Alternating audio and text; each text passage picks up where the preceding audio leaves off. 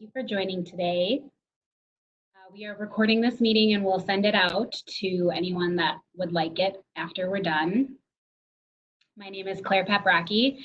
I am the Public Information Officer for Brown County Public Health. I will start with reporting out today's numbers. Today, Brown County currently has 1,540 confirmed cases. Oneida Nation has 12, for a total of 1,552 confirmed cases. There are 43 individuals who are hospitalized, and we have 178 individuals who are out of isolation. That's great news.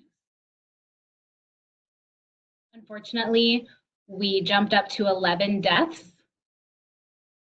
So I will run through those new deaths right now.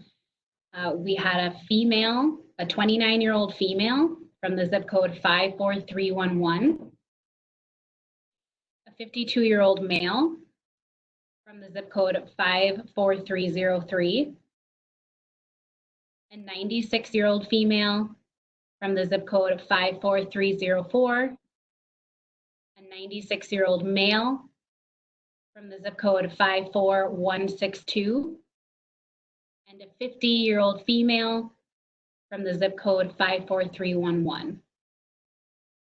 That brings the total of deaths in Brown County to 11. We are happy to report that the community testing at the Rush Center is going very well. Yesterday, we tested 427 individuals. That's about 43 tests per hour. Since we opened the community testing site at the Rush Center last Thursday, we have been able to test 1,497 folks. We are continuing to ask the community to please schedule an appointment.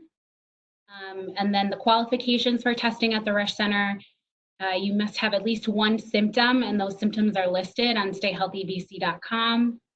Or you can be asked by a provider or by your employer to go and get tested. We are accepting those types of appointments as well. Please follow these recommendations and guidelines. We want to ensure that those who are ill have the ability to be tested. There are now two options to schedule your appointment. You can go to stayhealthybc.com and schedule an appointment online, or we're now happy to announce that we've partnered with 211. For those who do not have access to a computer or the internet, they can call 211 and schedule their appointment via phone. 211 will be available for folks Monday through Friday from 8 a.m. to 5 p.m. Central Standard Time. We would also like to note that we are accepting walk-ups. You don't have to have a car or have to drive. If you walk up, though, please do still schedule an appointment through the Stay Healthy BC website or by calling 211. We're also really pleased and happy to announce that we will be opening an additional community testing site, and I will hand it over to Troy Streckenbach to give you those details. Thank you, Claire, for giving us the update. Those are sombering updates as our community continues to move forward with coronavirus in our community. And it really leads to the importance for us as a community to continue to practice the social distancing, washing our hands, wearing a face mask when we're public, everything that basically public health has been explaining to the public in terms of keeping our community safe until we have, better strategies in place, better guidance from the federal government, additional testing, the vaccine, medications, the things that are to be necessary for, ultimately for us to get back. And one of those important pieces, as you mentioned, Claire, is the fact that we are proud to announce that we are able to provide for a second additional community test site. As you know, this is something that we've been discussing and been asking for some time. So we really, truly appreciate all the efforts and support that we've been receiving from our healthcare providers, Bellin, Aurora, and Prevea.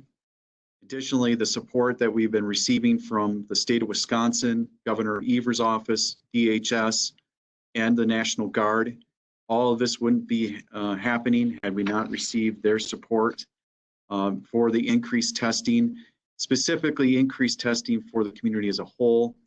That is critical. And so while the RESH Center, as was mentioned by Claire, has been running smooth, the numbers are where we'd like them to be in terms of the initial stage. It's not, we're hitting the numbers that we'd like to hit. And starting tomorrow, on Wednesday, we'll be opening up the Casa Alba site that is located at 314 South Madison Street in downtown Green Bay. The hours will be similar or exactly similar to the RESH Center site, 8 to 6 p.m. Monday through Friday, and then 10 a.m. to 3 p.m. on Saturday. And this site, like the RESH Center, will be closed on Sunday as well. Translation services will be available on the site. Just like the RESH site, people with symptoms or have a provider's order can go online or call to make an appointment for a test. Again, this is for all Brown County residents and anybody who works in Brown County that are experiencing any types of symptoms that have been listed or indicated by Brown County Public Health. The results will be made available within 5 to 7 days of your test. Obviously, a lot of this is going to continue the need for contact tracing, isolation. It's really important for us as a community to realize that in our process of wanting to get back to normalcy, which I mentioned yesterday, I wholeheartedly understand the need for us to have human contact, to be able to socialize, to bring back some form of normalcy. I know small businesses are the heartbeat of our economy, 80%, and they're struggling. The best way and the best defense for us to do this is to do it together, recognizing the importance for us to social distance, wait for the healthcare providers, bring forth the solutions, and help us protect our community. So I would want to just re-emphasize the importance of wearing masks when in public, re-emphasize the need for you to wash your hands, practice social distancing, but also there's important things to stay healthy in other ways. As we realize that both our mental health and need to connect to the world, we also have underlying health conditions that are critical for us to maintain through our healthcare providers. And so to hear a little bit more about that and how you can do that within the hospital systems here in Brown County, we are pleased to be joined with Bellin Health CEO and President Chris Wolski. Chris?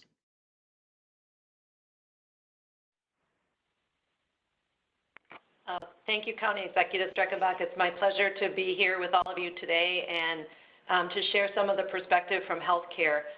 I do want to let you know that we too have really valued the partnership that we've had with the county and with the public health department and our ability to work collaboratively among the healthcare organizations within the community. We talk every day. We're working together every day to meet the needs of the community.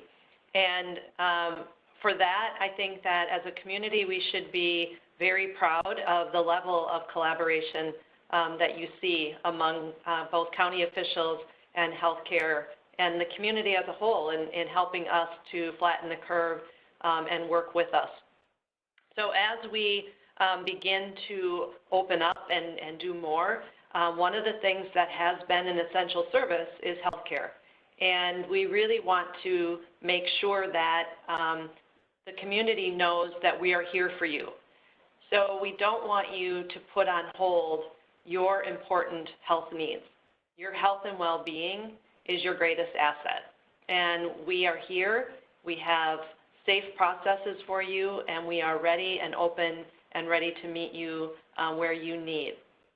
So for some of you, a video visit may work, and it may be exactly what you need, but not for everybody. And for some people, a face-to-face visit is needed. And we can easily accommodate that. We have been able to put some processes in place in our healthcare organizations to separate space for known COVID patients and other patients. So you can feel reassured by that. We've made some changes in our facilities to accommodate more of the physical distancing in the 6 feet of space. County Executive Streckenbach talked about masking. We ask everyone who comes into our facilities, whether you work in the facility or you're coming in as a patient, that you wear a mask. And it's a sign of respect. It's I protect you, you protect me. So together, we're helping each other stay healthier. We also are ready and able to perform the necessary surgical procedures and diagnostic procedures that you all need for your health and well-being. And we have safe practices put in place for that. We're screening. We know a lot more about COVID-19 than we knew when it first presented itself here in Wisconsin. And we're using that knowledge to put in place the precautions and the necessary steps to be here for you and to meet your health and well-being needs. So again, thank you for the opportunity to talk with you today and share some of these insights. We will now open it up for questions. Claire, the 29-year-old woman, is there anything else you can tell us about that case? Was that a situation where she had a variety of pre-existing conditions? Yeah, I can tell you she had underlying conditions.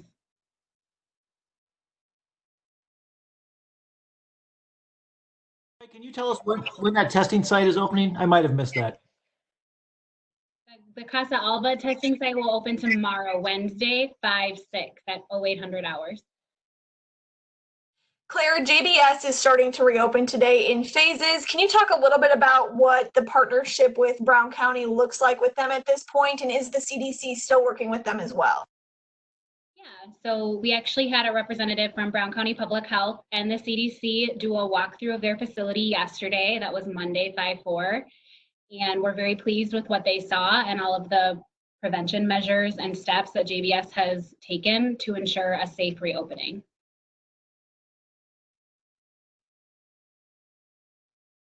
OSHA, I think, is also involved. So JBS is working with OSHA to make sure that employees have the proper setup to be safe at work as well. And then kind of following JBS, so the company said that they won't be releasing the numbers now. Would the county like to see them release the numbers? I mean, certainly that's something that I think there's a lot of public interest in. So the company's main focus right now is protecting their employees and making sure that they have a safe workplace and a safe work environment. Just because they aren't providing numbers right now doesn't mean they won't ever provide numbers. I think the same goes for Brown County. We're focusing our resources dealing with the issues at hand. That includes community testing, community tracing, contact tracing, those investigations. So I don't think it's necessarily withholding information at this point. It's they're choosing to focus on the safety and well-being of their employees. When I asked, they said it was a company policy. So were they giving you the numbers initially and then you were reporting them out, or were you was the health department just aggregating the numbers, or how did that process work? So again, the numbers are reported in general. They aren't sorted by a specific business though. So that's where the manual piece comes in. We have to go in and manually sort out by each facility. And it's just time consuming to do that. So, instead of putting resources towards manual data collecting, we're putting our resources towards the community testing and making sure that we get care to the individuals in Brown County and focusing on that. Oh, sorry, I just meant like before was when the county was reporting numbers, was JBS handing the county those numbers and then the county would just report them out? Okay. And with testing, I know there's been employee testing at JBS. Yesterday, we talked to Cameron, who told us that even if they were tested before, 100% of them are going to be tested again. Is the CDC and local healthcare partners going to be administering those tests? Do those tests come from the county as well, the ones that are going to be retested before they go back into work? I would direct that back to Cameron. I don't know what their plans are, if they're planning on continuing to test on site. Of course, if a JVS employee comes to Casa Alba or the Rush Center, we will happily give them a test.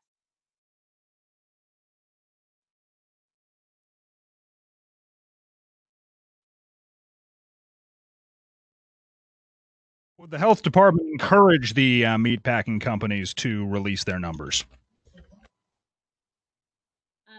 I guess it's kind of a hard question to answer. They're a private sector facility, so they can do what they choose to do.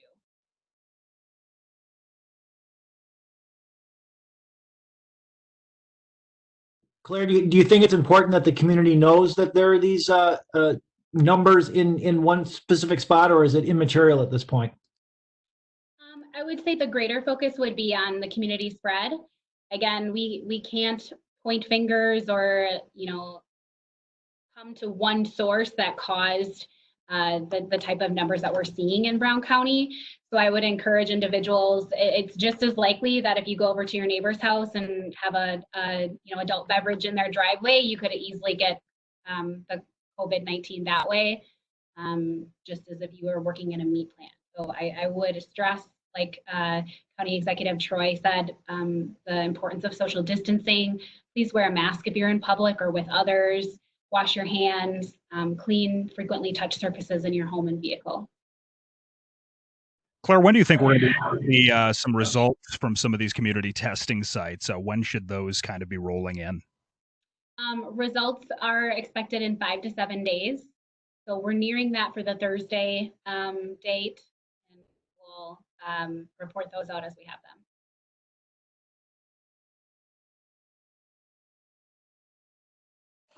Chris, can you talk about how healthcare is prepared to open back up? I know you touched on this a little bit, but can you talk just a little bit about getting people back in the system and how you'd like to see that happen? I'm sorry, could you say that again? It was breaking up a little bit. Sure, Chris, can you talk about how quickly people can start getting in and through the healthcare system, and maybe some of the things that you've seen put off that shouldn't be? Sure, absolutely. So right now, patients can contact their clinic and get on the schedule. The clinics are also reaching out to anyone who received care early on and then had some delays. So we're reaching out, but we also would encourage our patients to reach out. I guess what's been delayed, I think, is when we said for people to stay safe at home, I think people took that pretty literally and maybe ignored some symptoms or put off having some follow-up lab results done because they were following what they felt was the order. But healthcare is an essential service, and it's not just essential for people who have COVID symptoms or people who have COVID, but it's essential for all of us. And we need to get back to focusing on our own health and well-being, our physical health and our mental health as well, because that is what is going to create the thriving communities that we need and build up our resilience and our ability to navigate our way through COVID-19 and whatever comes after COVID-19. So we're here. Again, we have our processes and our protocols in place, and we feel very confident in our ability to be open to serve the needs of the community.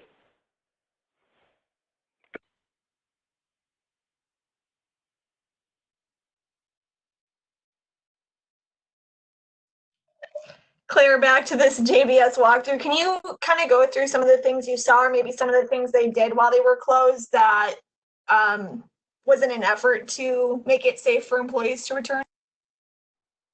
Yep. So again, just those preventive measures, making sure that folks are 6 feet apart when they're working, setting up their cafeteria and break rooms so that's possible, making sure that their standard operations have safe preventive workplaces in place, and then also ensuring that employees have the proper PPE or protective equipment, And they also said they were in the process of installing additional cameras throughout the plant to allow for more visualization of the workers.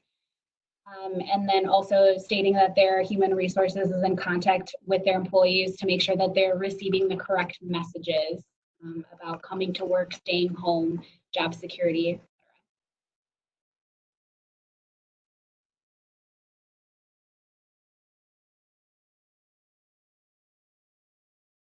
You spoke about a resources issue in terms of reporting cases related to the meatpacking industry. What would you have to give up if you were reporting those numbers? It's not necessarily about giving something up. It's about delegating resources and delegating the manpower to different projects as we address the COVID-19 situation in Brown County. So we're trying to prioritize as best as possible, Doug, to be able to respond appropriately. So if companies were not the ones actually providing the data before and the county was reporting that out, I'm just confused how that would be so much extra effort to just add the new cases every day to the total you already had. Like we had 290 out of JBS. Like if there were 5 more, I don't know, do you have to recertify all 290 every day? No, again, it's a very manual process. So if you're familiar with WEDS, you pull the raw data from that database, and it's just a huge amount of cases, over 1,500 now at this point in Brown County.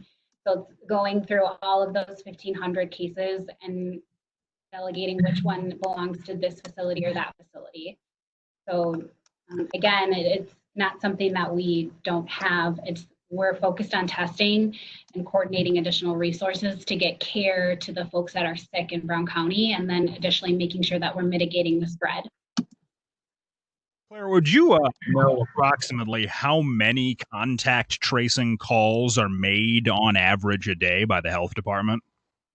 A lot. I don't think I could give you a specific number, but it's a lot. I mean, I could tell you probably some of our nurses are clocking 16-hour days, just making sure that they're contacting the correct people, they're having the correct conversation, they're giving test results, they're talking through any questions or concerns folks might have, which is understandable. So we want them to be focusing their time on that.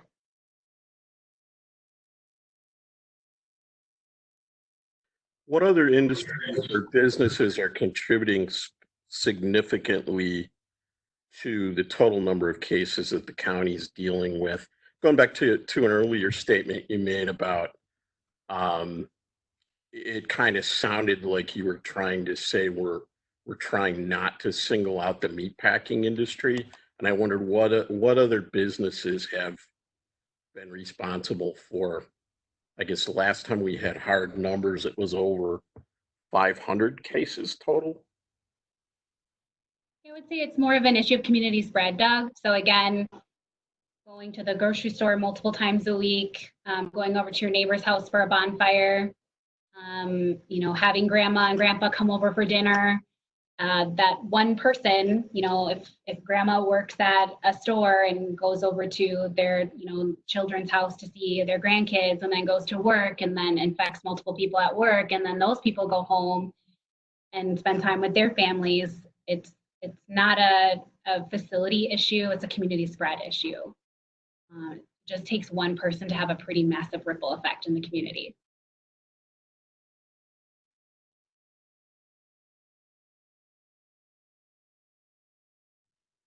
All right, so hearing no other questions, thank you for joining us, and we will see you again tomorrow at noon.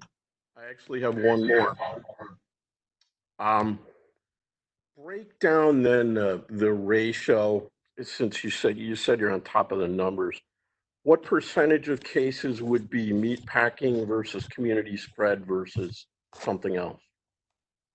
I don't have those numbers off the top of my head right now. So I can follow up with you this afternoon?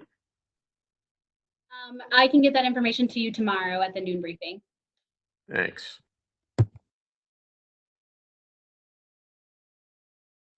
Thanks, everybody. Have a good day. Thanks, Claire.